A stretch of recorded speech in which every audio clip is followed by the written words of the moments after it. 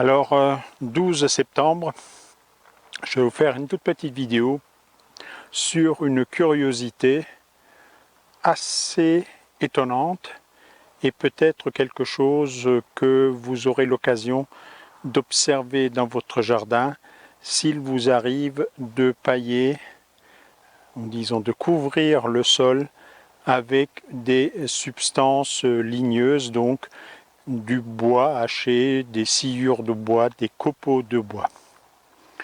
Il vous arrivera peut-être ce qui m'arrive régulièrement depuis quelques années, c'est qu'en descendant de votre jardin, tout à coup, vous sentez une odeur de charogne. Puissante odeur de charogne. La première fois que ça m'est arrivé, je me suis posé la question où était l'animal mort qui dégageait cette odeur nauséabonde. Et puis,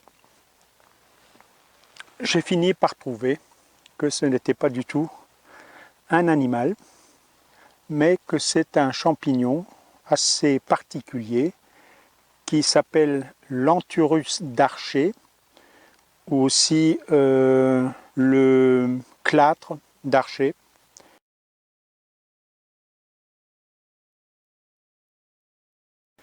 Et qui est absolument extraordinaire quand on veut bien regarder, analyser, essayer de comprendre la nature. Alors il commence par former des petites boules blanches. Je vais essayer de vous en trouver et de vous filmer ça en gros plan. Alors voilà ici, typiquement, ce type de boule blanche.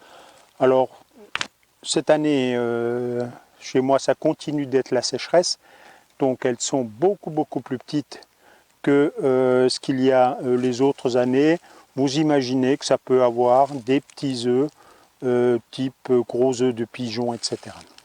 Donc à ce stade-là, ça ne sent rien, vous ne remarquerez rien. C'est quand ça va évoluer vers un autre stade. Alors voilà le stade suivant. Cette boule éclate et forme cette espèce de pieuvre, 5 ou 6 ou 7 branches. C'est très fragile. C'est donc je vais essayer quand même de vous le montrer un peu mieux. Voilà. Et alors là, ça sent vraiment l'odeur de la charogne. Alors moi je trouve ce champignon absolument génial et c'est tout à fait symptomatique de quelque chose dont je parle de temps en temps, qui est la capacité absolument prodigieuse des champignons à produire différentes substances. Ce sont souvent des molécules toxiques pour se défendre, toxiques pour l'homme. C'est des fois des antibiotiques. Je rappelle que les champignons ont inventé les antibiotiques. La pénicilline, ce n'est pas l'homme qui l'a inventé, c'est un champignon, le pénicillium.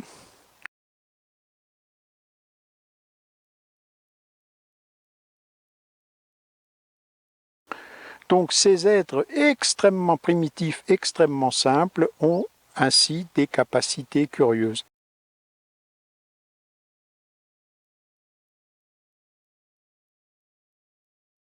Et ce Anthurus d'Archer donc, est à la fois capable de fabriquer, on va dire, un parfum qui sent donc la charogne et de simuler ce que je vous ai montré, c'est-à-dire ce rouge avec des petites taches noirâtres dessus qui en fait imite une blessure sanguinolente qui est en train de cicatricer.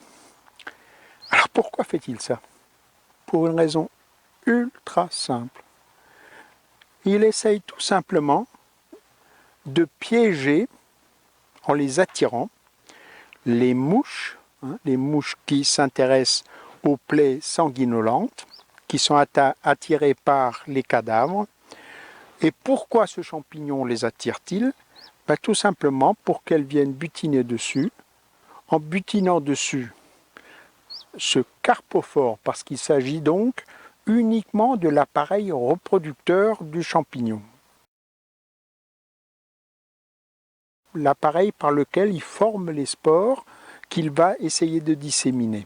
Et bien donc, il attire sur cet appareil reproducteur ces mouches qui vont ensuite trimballer ces spores plus loin et contribuer ainsi de façon très très efficace à la dissémination de ce champignon.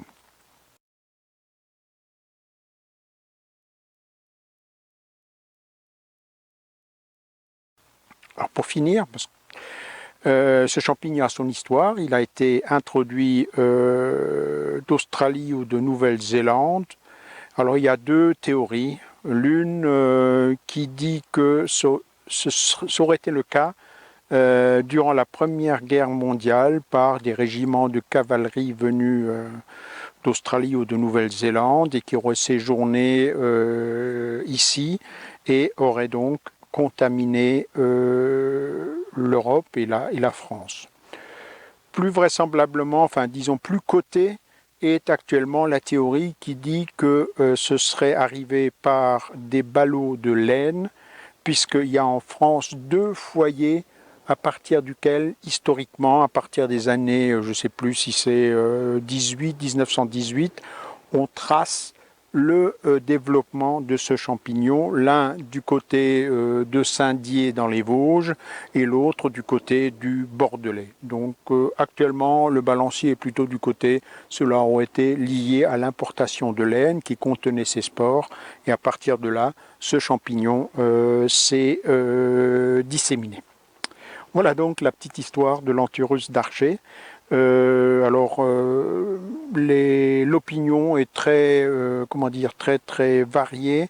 Pour les uns, il serait parfaitement comestible, mais qui est-ce qui va manger quelque chose qui a une odeur de charogne?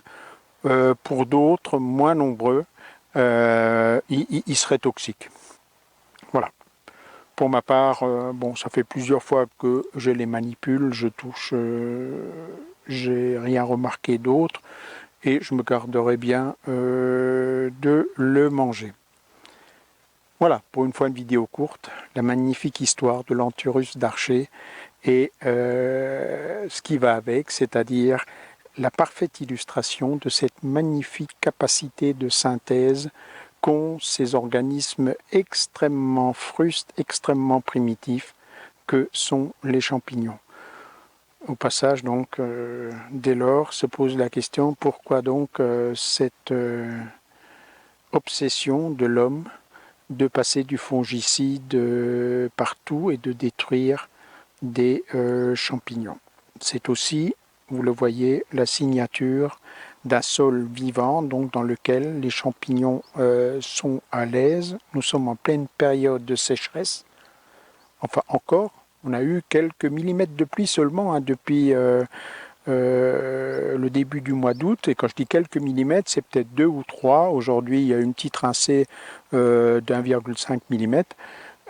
Et malgré tout, dans mes fraisiers ici, vous trouvez ces champignons. Dernière chose, c'est un champignon qui est plutôt habitué aux espaces lumineux. Hein. Ce n'est pas un champignon des forêts, c'est plutôt un champignon d'espaces ouverts, tels les jardins, tels les prairies, mais il lui faut des éléments ligneux, donc des sciures, des copeaux. Voilà, ce sera tout pour aujourd'hui. Ciao et à une prochaine.